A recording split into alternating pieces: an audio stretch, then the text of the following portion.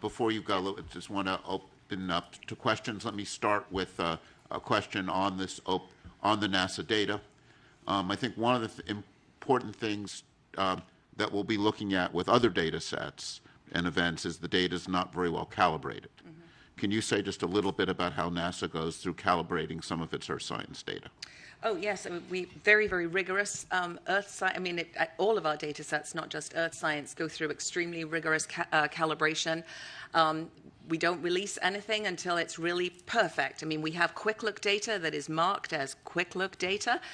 So, you know, you can use it to get preliminary findings, but wait for the really nicely cleaned up data. So a lot of rigorous protocol in putting out our data to make sure it is perfect. Do we have any other questions from the panel? All right. Thank you so much. Okay. Over to you.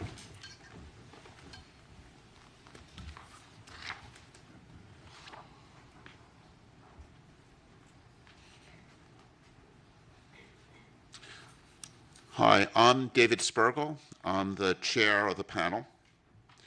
And when I look at our charge, we have a lengthy charge, but the high-level summary of it is how can NASA contribute to understanding the nature of UAPs?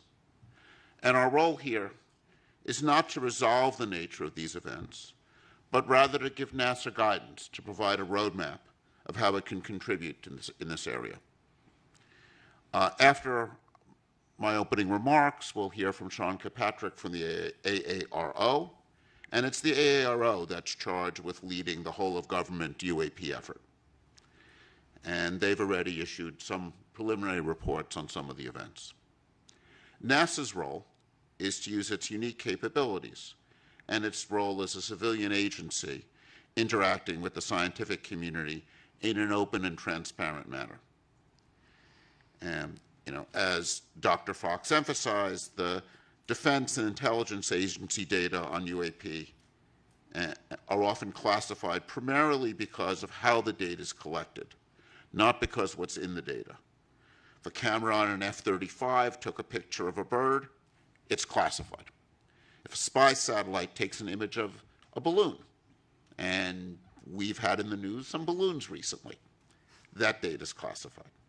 And that's because of a desire to not reveal our technical capabilities to other nations. NASA, on the other hand, operates in a mode where it's collecting data in the open. And the NASA data is available on websites and is well characterized. And because of NASA being the civilian agency studying air and space, it has a special role to play. And I see our charge primarily as helping identify for NASA ways it could play that role and contribute to understanding. We've gone through a preliminary data collection stage, and to summarize some of the things that we've learned, the current data collection efforts regarding UAPs are unsystematic and fragmented across various agencies, often using instruments uncalibrated for scientific data collection. And if I think about the data that people have out there, it's in many ways what we'd like to think of as citizen science. But again, it is uncalibrated data, poorly characterized, not well curated. And we face, looking through this data, a significant background, a background of many of these events are commercial aircraft, civilian and military drones, weather and research balloons, military equipment, ionospheric phenomenon. We need to characterize how, when the data is taken, when it sees events like this first. The current existing data and eyewitness reports alone are insufficient to provide conclusive evidence about the nature and origin of every UAP event. They're often uninformative due to lack of quality control and data curation. To understand UAP better, targeted data collection, thorough data curation, and robust analyses are needed. Such an approach will help to discern unexplained UAP sightings, but even then there's no guarantee that all sightings will be explained. Another challenge in this area is what we call stigma. There's a real stigma among people reporting events. And despite NASA's extensive efforts to reduce this stigma, the origin of the UAPs remain unclear, and we feel many events remain unreported. Commercial pilots, for example, are very reluctant to report anomalies, and one of our goals in having NASA play a role is to remove stigma and get high-quality data. In fact, if I were to summarize in one line what I feel we've learned, it's we need high-quality data. And this is not some, as a research scientist whose work has been primarily focused in cosmology, I would say the lesson of my career has been you want to address important questions, you need high-quality data with well-calibrated instruments. So let me now introduce the agenda. We're going to hear from a number of experts who will be presenting up to lunch. We'll then break at 12 for lunch, from 12 to 12:30. At 12:30, we'll resume, and we'll have presentations by members of the panel on some preliminary ideas for discussion. And that will be a period of time for some open discussion by the panel. We will then have a Q&A session based on questions that have been sent in advance to the website, and we've curated those questions and grouped them together, and we'll be going through a lot of those questions, and then we'll summarize. And then over the subsequent couple months, we'll work on putting together the report, and as Dan said, we're aiming to make a public report available, we hope, by the end of July. So now let me turn this over to Sean Kilpatrick. Hang on. We'll do a couple Q&As. Oh, we'll have some Q&As from me? Okay. From the panel. Any questions on the panel? Thoughts? Yes. We'll get the mic.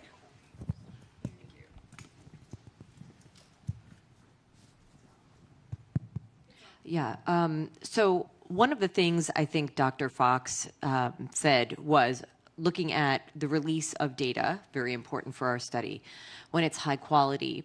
And you have also commented that data are not always perfect when we're doing certain studies. I wonder if you could shed some light on the difference between the application of certain data to certain scientific challenges. So, when you look at your camera is often designed to take an image in the daytime and might not be optimized for nighttime imaging. Or if you take something that astronomers are very familiar with, is we design our telescopes to work at night. And if the sun is not even if you would never take the Hubble telescope and point it at the sun. This would destroy its detectors. Not only that, if the telescope is pointing there and the sun is over there, even though you're not looking at the sun, reflections off of the optics will produce what we call ghosting. And that kind of ghosting produces some very strange images. And this, one of the many things we need to worry about when we see unusual things taken from a camera is even if you're pointing the camera there, was the sun over there? Those kinds of anomalies degrade the quality of the data. And that's why it's very important to work with well-characterized instruments and to be, using them in ways in which you understand what's going on. So I think if you look at, data taken from the James Webb Telescope or from the Hubble or any of these things, and these are, telescopes looking out in space, you'll see some really, at first funny phenomenon. When a telescope points at a star that's bright, it saturates the detector and puts bleeding down the detector. And you'll see phenomenon like if there's a bright star off to the side of the, not even when you're looking at, you get this effects where light bounces off of dust in your telescope and produces a sort of diffuse image that has some really strange properties. So, when you see something unusual, the first thing you have to do is understand how that data was taken. And I think this is one of the challenges one faces when you have data taken by uncalibrated instruments years ago. It's very hard to know what's taken. It's very hard to draw conclusions. I think that's one of the challenges with archival data. And I think having dedicated, well-calibrated instruments, I think, will be important here as in any other area to understand what's going on. So, David, anomalies are so often the engine of discovery. Maybe you could say a quick word about high-risk, high-reward research in your field of cosmology and how you see that impacting the UAP study as well. So, an area that comes to mind is fast radio bursts. And the Shaw Prize was just announced yesterday and awarded to the discovery of fast radio bursts. And these are these bursting signals that go off all over in space. And it's an interesting story because some of the bursts were real and are fascinating, and some of the bursts, there was a series of bursts observed by this observatory in Australia, and they had really strange structure, and people couldn't figure out what was going on. And then they started to notice a lot of them bunched together around lunchtime. And what had happened was the people at the observatory would heat up their lunch in the microwave. And something they would do is they would open the door of the microwave oven before the microwave stopped. This is bad for your microwave oven. It wears it out. But not only that, it produced a burst of radio signal that was picked up by these sensitive detectors. So this, I think, is an interesting lesson. Some events end up being something unusual and conventional, but some events with these FRBs turn out to be these powerful explosions which are taking place at cosmological distances. Their nature is still not fully understood. I think they're one of the really most fascinating objects we have, these bursts going out all over space. They're interesting probes because they're kind of lighting up space between here and there. And they're a subject of very active research. And if one looks at the history of these FRBs, at first they were discovered, not believed, then finally confirmed, and they were discovered by instruments that were very sensitive but not optimized for this. And now what we're doing is we're optimizing instruments and optimizing software to look for these events.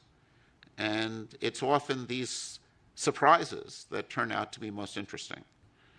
And there are phenomena like sprites, which you can think of as upward going lightning, which were seen by commercial pilots and somewhat not believed, right? Because they were very strange.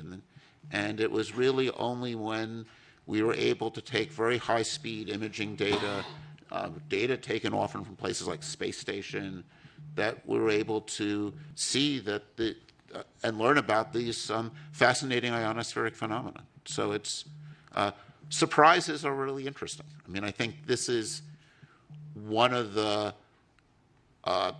fascinating things about the UAP phenomenon. If it's something that's anomalous, that makes it interesting and worthy of study. Other questions? Great. So now let me turn over to Sean.